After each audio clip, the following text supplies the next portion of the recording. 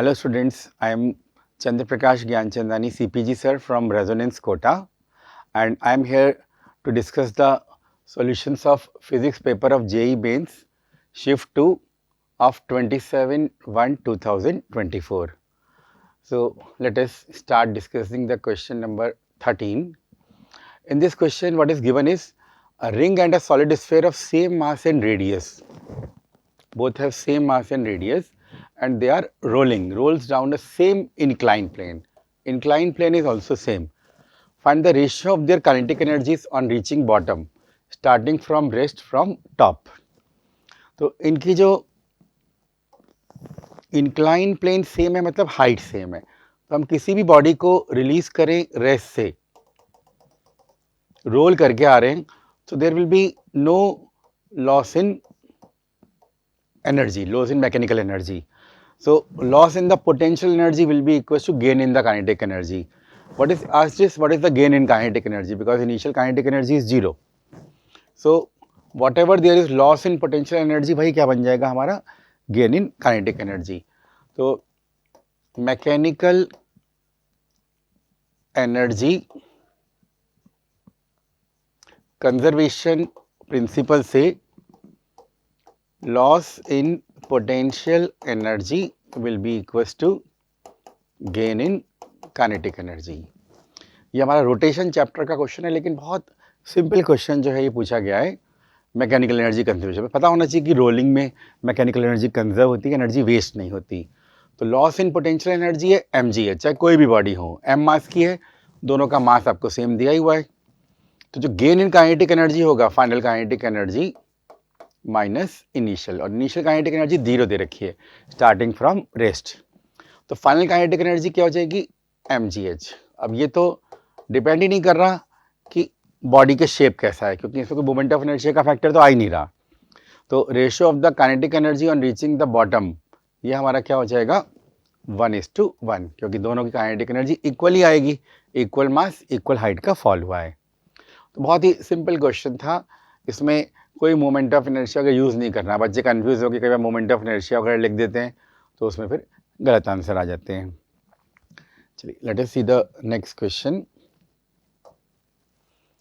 ये हमारा current electricity chapter का क्वेश्चन है, और इसमें गैल्वेनोमीटर में deflection is 60 degree when flowing current is 200 micro ampere through the galvanometer.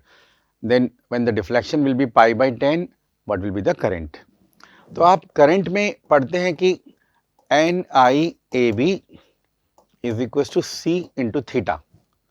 तो I is equal to C upon NAB into theta. ये सब कॉन्स्टेंट्स हैं. That is current is directly proportional to deflection. So I1 upon I2 is equal to θ1 upon θ2. तो पहले case में आपको current दे रखा है 200.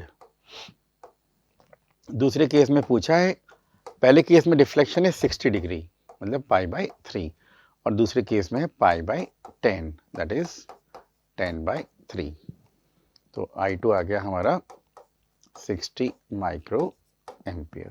बहुत सिंपल क्वेश्चन था, पहले भी मेंस में आ चुका है ऐसे क्वेश्चन बहुत सारे, जो इवन PYQ भी कर रखे होंगे, वही बड़े आराम से इस क्वेश्चन को कर सकते हैं. I proportional to theta, where theta is the deflection of the coil. So the right answer is 60 microampere. तो क्वेश्चन ऐसे हैं, बहुत कम टाइम में आप आराम से उनको सॉल्व कर सकते हैं. Late us see the next question.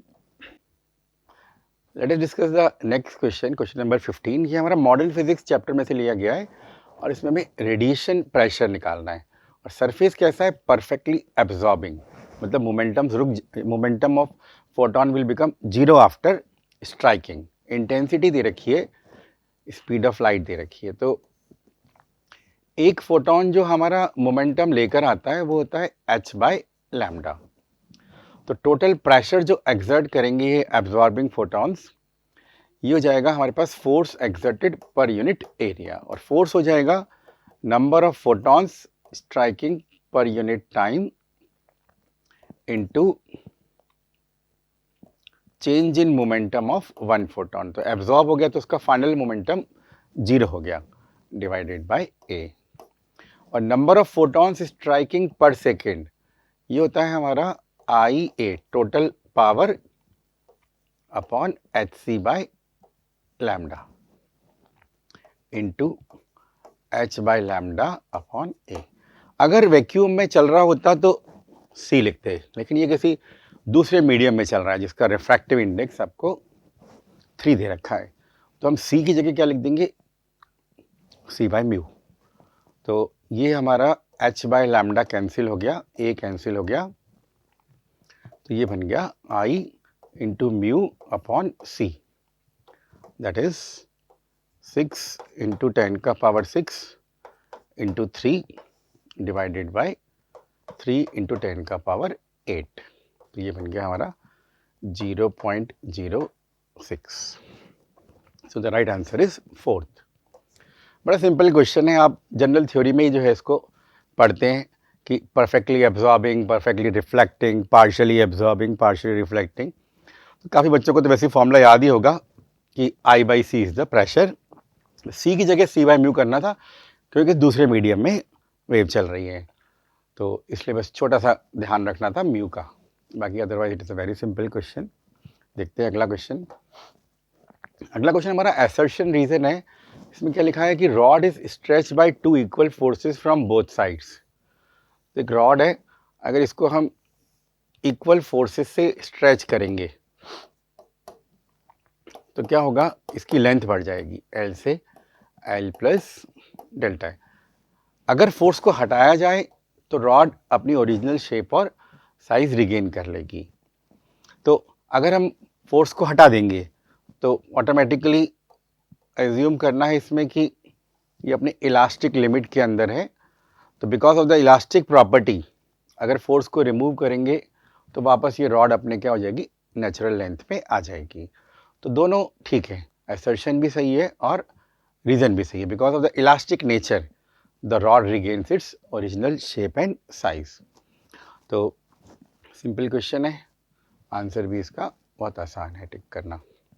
देखते हैं अगला क्वेश्चन। ये वैसे हमारा इलास्टिसिटी चैप्टर जो 11th क्लास के सिलेबस का है, इलास्टिसिटी एंड विस्कोसिटी, उसमें से लिया गया है और सिंपल थ्योरी बेस्ड क्वेश्चन है। अगला क्वेश्चन हमारा है सेंटर ऑफ मास चैप्टर से, या फिर इसको वर्क पावर एनर्जी से भी बोल सकते हो क्योंकि बहुत ज़्यादा सिंपल क्वेश्चन है, दोनों जगह यूज होता है। तो आप पढ़ते हैं कि मोमेंटम जो होता है वो √2m_k, where k is the kinetic energy and p is the momentum. तो दो बॉडीज हैं, तो इनके जो मोमेंटम के रेशियो होंगे वो पूछे गए हैं, और इनकी जो काइनेटिक एनर्जी है दोनों की सेम दे रखी है।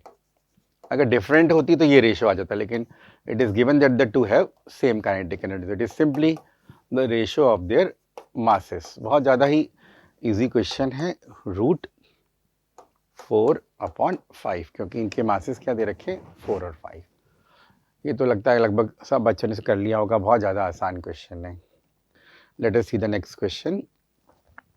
अगला क्वेश्चन है हमारा काइनेमेटिक्स में से लिया गया है, वन डायमेंशनल मोशन से। Particle moves 80 meter in last 2 seconds in free fall condition, then find the distance covered 2 seconds before striking the ground from initial point। तो ऐसा कुछ दे रखा है कि कोई h हाइट है जहां से हमने एक पार्टिकल को रिलीज किया है, और आखिरी 2 सेकंड्स जो है उसमें ये ट्रेवल कर रहा है 80 मीटर्स। तो बचे हुए टाइम में इसने कितना ट्रेवल किया होगा, ये हमारा क्वेश्चन है। 2 सेकंड पहले तक कितना ट्रेवल कर लिया होगा, तो ये दे रखा है और ये पूछा है। टोटल हाइट मान लेते हैं h। तो अपना जो लास्ट 2 सेकंड्स का फॉर्मूला होता है, nh सेकंड का तो है हमारे पास, तो लास्ट 2 सेकंड्स का अपन बोल सकते हैं जो आपका 80 मीटर है। पूरे t सेकंड्स टोटल टाइम मान लेते हैं और उसमें से t-2 को माइनस कर देते हैं जो कि अपना h है। तो ये बन जाएगा हमारा total height fallen in the last 2 seconds. तो t सेकंड्स में कितना ट्रेवल करेगा, ये half GT² minus half GT-2 का whole square is equal to 80। तो ये हो गया 516 और 2 इंटू 2t-2 ये 5 हो गया, वहाँ पर आ गया 16, क्योंकि 8, 8 + 2 t आ गया 5 सेकेंड्स। तो टोटल टाइम ऑफ मोशन जो हो गया वो 5 सेकेंड्स हो गया। तो हमें क्या निकालना है, इसका मतलब है 3 सेकेंड्स, ऊपर के 3 सेकेंड, ये 2 हैं, टोटल हमने t मान लिया। तो इसका मतलब है पहले 3 सेकेंड में कितना ट्रेवल करेगा। तो S T - 2 that is distance travelled in first 3 second. ये 2 है, टोटल 5 है, तो फिर ये अपना 3 हो जाएगा। तो it will be half into G into 3 square. ये हो गया 45 मीटर्स। बहुत सिंपल क्वेश्चन है ये, तो बच्चे ने जो है कर लिया होगा, क्योंकि इसमें तो बस इक्वेशन ऑफ मोशन यूज़ कर रहे हैं, और वो तो सबसे ज़्यादा प्रैक्टिस करते हैं बच्चे। तो पूरे टाइम का हाइट h, लास्ट 2 सेकेंड्स का 80, फर्स्ट 3 सेकेंड्स का कितना होगा, ये पूछा गया है हमसे। देखें अगला क्वेश्चन। अगला क्वेश्चन हमारा है सर्कुलर मोशन से, जिसमें एक सिंपल पेंडुलम है जो ऑक्सीलेट कर रहा है, और ये सपोज इसके एक्सट्रीम पॉइंट्स हो गए।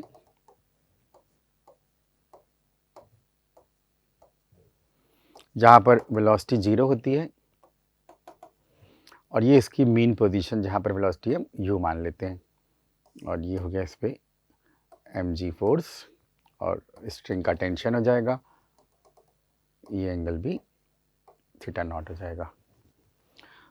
तो मीन पोजीशन पर there is no tangential acceleration, और एक्सट्रीम पॉइंट पर there is no centripetal acceleration.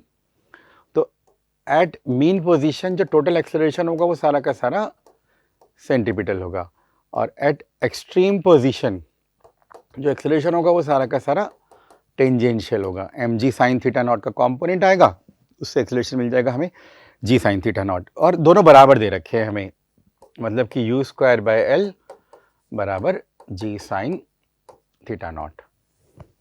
और अब देखो एनर्जी कंजर्वेशन अगर हम लगाते हैं मीन और एक्सट्रीम में, यहाँ पर जो हाइट गैप है वो आपको पता ही है, L × 1 - cos θ0 का गैप है। तो half mu² will be equals to mgl 1 - cos θ0। तो u²/L जो होगा वो जाएगा 2 1 - cos θ0। इसको उठाकर मैं वहाँ पुट कर देता हूँ, that is equals to sin θ0। अब ये जाएगा 2 × 2 sin² θ0/2 is equals to 2 sin θ0/2 cos θ0/2। तो tan θ0/2 आ गया हमारा हाफ। तो θ0 क्या हो गया, 2 tan इनवर्स हाफ हो गया। स्टैंडर्ड क्वेश्चन है, वैसे ज़्यादा मुश्किल नहीं है, क्योंकि मीन एक्सट्रीम पूरी थ्योरी जो है वो हम पढ़ते ही हैं। तो जस्ट पता होना चाहिए कि मीन पोजीशन पे सारा का सारा एक्सेलरेशन सेंट्रीपिटल होता है, और एक्सट्रीम पोजीशन पे सारा का सारा एक्सेलरेशन हमारा टेंजेंशियल होता है, और उनको कंपेयर करो और इजीली सॉल्व हो सकता है, है ना। चलिए अब देखते हैं अगला क्वेश्चन। ये हमारा है मैग्नेटिक, इसका इलेक्ट्रिक फील्ड का, इलेक्ट्रोस्टैटिक चैप्टर का, बड़ा आसान क्वेश्चन है। इसमें जो है आपको डायपोल दे रखा है 15 सेंटीमीटर्स, तो ये भी हमारे सेंटीमीटर में ही होने चाहिए, और इलेक्ट्रिक फील्ड है E, और डायपोल रखा हुआ है इलेक्ट्रिक फील्ड के साथ 30 डिग्रीज पे। तो जो टॉर्क होगा वो सबको मालूम ही है, PE sin θ होता है। तो P दे रखा है आपको 15 सेंटीमीटर्स, और E दे रखा है हमें 20, और थीटा दे रखा है 30 डिग्रीज। तो ये आ गया हमारा 150 न्यूटन सेंटीमीटर। तो राइट आंसर इज 3। ये सब सेंटीमीटर में होने चाहिए हमारे, है ना। तो न्यूटन सेंटीमीटर इसकी यूनिट हो जाएगी। बहुत सिंपल क्वेश्चन था, सबको याद होता है टॉर्क बराबर P sin θ, P cross E, vector form में ऐसे याद रखते हैं आप, P क्रॉस E मैग्नीट्यूड में P sin θ, बस उसी को पुट करना है और क्वेश्चन इज सॉल्व। देखते हैं अगला क्वेश्चन। अगला क्वेश्चन क्या है, find the electric potential at the surface of A nucleus. एक न्यूक्लियस है जिसका Z दे रखा है, तो उसके अंदर जो चार्ज होगा वो प्लस Z × E हो जाएगा।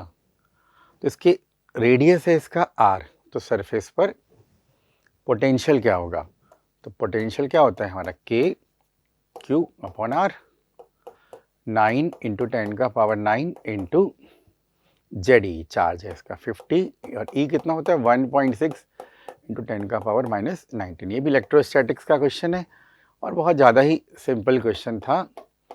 बच्चा जानता है कि K Q by R is the potential at the surface of a sphere. इसको सिंप्लीफाई करें, 9 से 9 कट गया, ये आ रहा है अपना फैक्टर 15 इंटू 1.6 मतलब 80 मतलब अपना ये हो जाएगा इसका आंसर। सिंपल, बहुत आसान क्वेश्चन है, कोई भी इसको इजीली अटैम्प्ट कर सकता है। चलिए अब देखते हैं अगला क्वेश्चन। ये हमारा क्या है, ये एसी चैप्टर का क्वेश्चन है, ट्रांसफार्मर का। तो उसमें क्या होता है हमारे पास जो वाइंडिंग होती है प्राइमरी और सेकेंडरी। तो प्राइमरी में आपको दे रखा है 230 वोल्ट अप्लाई किया है और number of turns primary is to secondary 10:1 दे रखे हैं। तो हमारा होता क्या है, E secondary upon E primary is equal to N secondary upon N primary. Primary is to secondary 10:1 है, सेकेंडरी इज टू प्राइमरी क्या हो जाएगा 1:10, और ई प्राइमरी दे रखा है आपको 230, तो ई सेकेंडरी आ जाएगा आपका 23 वोल्ट। 230 को मल्टीप्लाई कर देंगे, ई प्राइमरी आपको दे रखा है 230 वोल्ट। अब हमारा जो सेकेंडरी है उसके अक्रॉस आ गया 23 वोल्ट और यहाँ पर मैंने कोई लोड लगा दिया है ना RL। तो इसके अक्रॉस पावर आउटपुट क्या होगा, इसका रेजिस्टेंस आपको दे रखा है 46 ओम्स और वोल्टेज कितना आ गया इसका 23 वोल्ट। तो जो पावर आएगा वो आ जाएगा V²/R 23² अपॉन 46।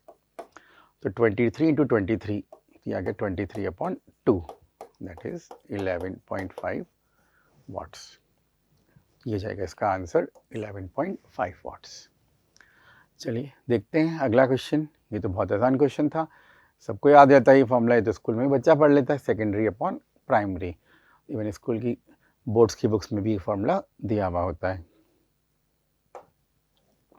अगला क्वेश्चन है हमारा एसर्शन रीजन का। Point charge moves along an equipotential surface. पता है हमें इक्विपोटेंशियल सरफेस क्या होता है, जिसपे सब जगह पोटेंशियल की वैल्यू सेम होती है। तो work done by electric force, work done by electric force क्या होता है हमारा, charge into initial potential minus final potential. लेकिन हम तो इक्विपोटेंशियल सरफेस को मूव करते हैं, वहाँ तो सब जगह पोटेंशियल बराबर होगा। तो अगर Vi is equal to Vf है तो वर्क डन क्या होगा, 0 हो जाएगा।